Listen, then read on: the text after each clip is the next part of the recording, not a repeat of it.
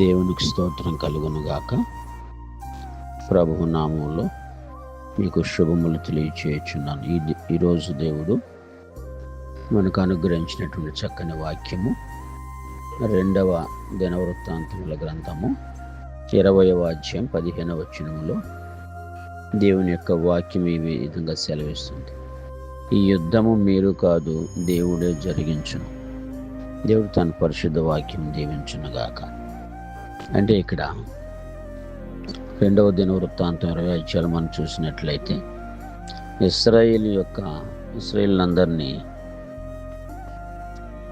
రాజు అయినటువంటి యెహోషాపాతు తేలుచున్నటువంటి దినాల్లో అక్కడ ఎవరెవరు వచ్చారంటే ఆయన మీదకి యుద్ధానికి మోయాబీయులను, అమ్మోనీయులను, మెయోనీయుల్లో కొందరు దండెత్తి యెహోషాపాతు మీదకి వచ్చారు. గొప్ప సైన్యంగా వచ్చి ఏ విధంగా అయినా యెహోషాపాతును సంహరించి ఇశ్రాయేలులందరిని ఓడించాలనే ఉద్దేశంతో వారు వచ్చారు.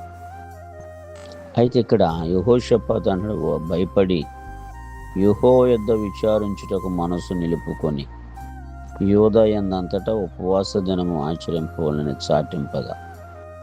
ఎందుకంటే మరి వాళ్ళని ఎదిరించాలంటే ఇశ్రాయేలుకి కానీ యెహోషాపాతు కానీ అంత బలము చాలదు, శక్తి చాలదు.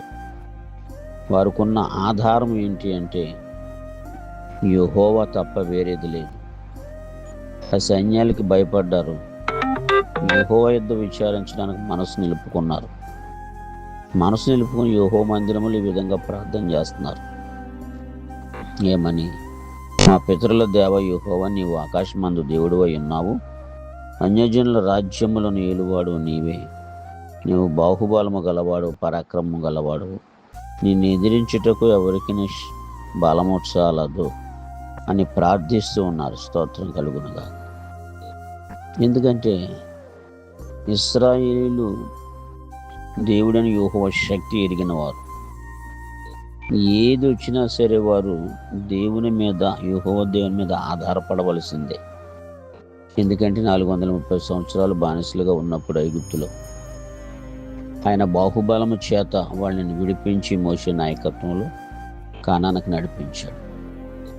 అప్పుడు కూడా నిర్గమకాండం 14 వచనములో ఫరో వీళ్ళని తరుముతున్నప్పుడు కూడా దేవుడు సెలవిచ్చిన మాట మోషే ద్వారా,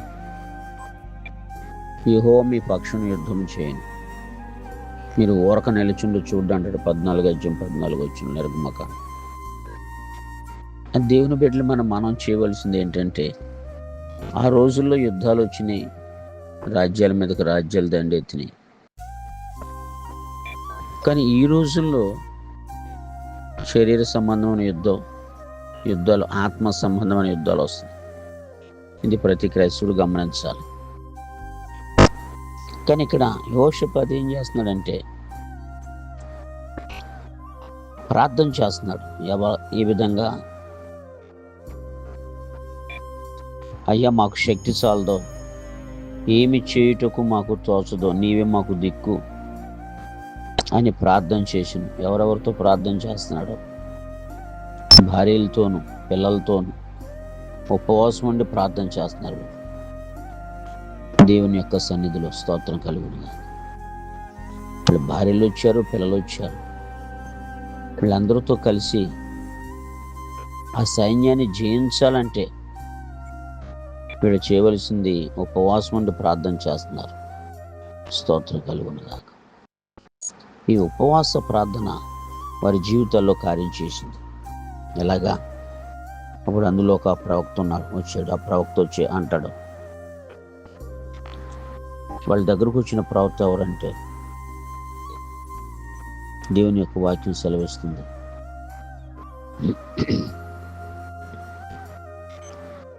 దేవునికి స్తోత్రం కలుగునుగా అంటున్నాడు. అక్కడ మీరు భయపడొద్దు, ధైర్యంగా ఉండండి అని యెహజీయేలు ఆయన అంటున్నాడు. యెహోవా ఆత్మ అతని మీదకి వచ్చి, యెహజీయేలు అనే ప్రవక్త మీదకి వచ్చి, అతనికి మీరు భయపడొద్దు, యూదా వారలారా, యెరూషలేము కాపురస్తులారా, యెహోషాపాతు రాజు మీరు అందరూ ఆలకించండి.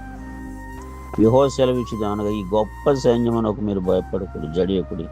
ఈ యుద్ధం మీరు కాదు, దేవుడే జరిగించును. దీని యొక్క గొప్ప వాక్యం. యుద్ధం మీరు కాదు, దేవుడే జరిగిస్తాడు.